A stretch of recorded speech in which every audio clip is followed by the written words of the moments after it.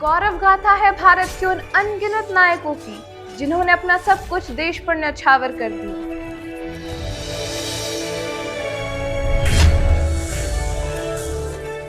स्मरण है हिंद के शूरवीरों के उन साहसिक आंदोलनों का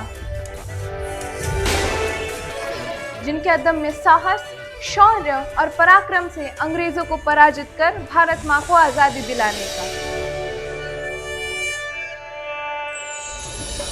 परतंत्र भारत में अंग्रेजों के खिलाफ गुस्सा था, बगावती तेवर थे और हर आंख में बस रहा था आजादी का सपना।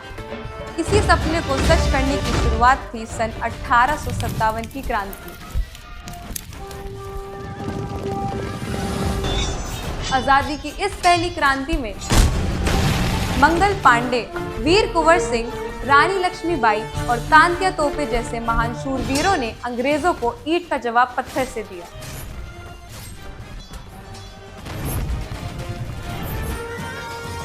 बीसवीं शताब्दी के शुरुआती दशक में ब्रिटिश हुकूमत ने फूट डालो और राज करो की नीति के तहत बंगाल का विभाजन कर दिया। इसने आग में घी का काम किया। त्रिमूर्ति, लाल, बाल, पाल की रणनीति ने स्वतंत्रता संघर्ष में नई जान फूंक दी। 1915 में महात्मा गांधी के भारत आगमन से स्वतंत्रता संघर्ष को नई स्फूर्ति मिली। समय के साथ एक तरफ क्रांतिकारी गतिविधियां तेज हो रही थी तो दूसरी तरफ महात्मा गांधी ने सत्य, अहिंसा और सत्याग्रह के अनुपम प्रयोग से ब्रिटिश शासन को स्तब्ध कर दिया। नील की खेती करने वाले किसानों को अंग्रेजों के मनमाफिक शोषण से बचाने के लिए किए गए चंपारण सत्याग्रह ने स्वाधीनता आंदोलन को नई दिशा प्रदान की।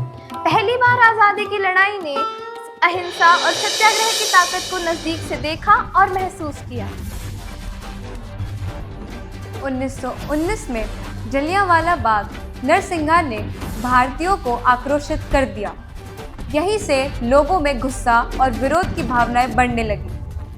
अर्थात यहीं से असहयोग आंदोलन की भी शुरुआत हुई, जिससे स्वदेशी की मांग जोर पकड़ने लगी व बढ़ने लगी अंग्रेजों की मुश्किलें। आज़ादी की लड़ाई को सरदार वल्लभ भाई पटेल ने अपनी दूरदृष्टता से गति प्रदान की। सरदार वल्लभ भाई पटेल की संगठन क्षमता और समाज के प्रत्येक व्यक्ति तक पहुंचने की रणनीति ने स्वाधीनता आंदोलन को एक नई दिशा प्रदान की। 1929 में कांग्रेस लाहौर अधिवेशन में पहली बार पूर्ण स्वराज की मांग की गई। इसके अगले वर्ष ही गांधी जी ने नमक पर लगे कर के विरोध में डांडी मार्च किया। उन्होंने नमक कानून तोड़ते हुए कहा, इसी के साथ मैं ब्रिटिश साम्राज्य की नींव हिला रहा हूं। धीरे धीरे ब्रिटिश हुकूमत की जड़ें हिलने लगी। हिंद के नायकों का पराक्रम जारी था।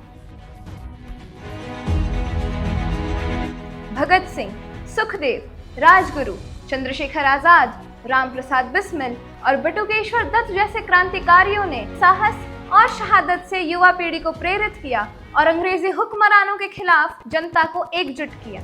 1942-43 का समय, जहां एक तरफ सुभाष चंद्र बोस की आज़ाद हिंद फौज ब्रिटिश शासन की मुश्किलें बढ़ा रही थी, तो वहीं देश में भी शुरू हो गया था भारत छोड़ो आंदोलन।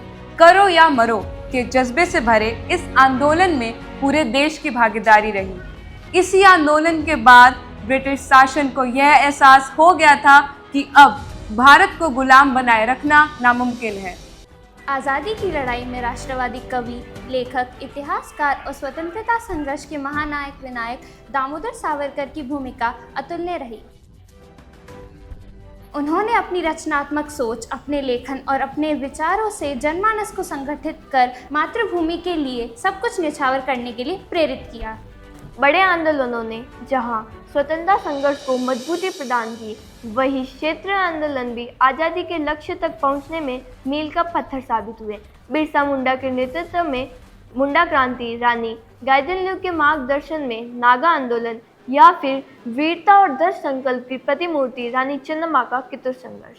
ऐसे ही अनगिनत गाथाओं और आंदोलनों का गौरवपूर्ण परिणाम है 15 अगस्त 1947। भारत आजाद हुआ और स्वतंत्र भारत में शान के साथ लहराया हमारा तिरंगा। जय हिंद।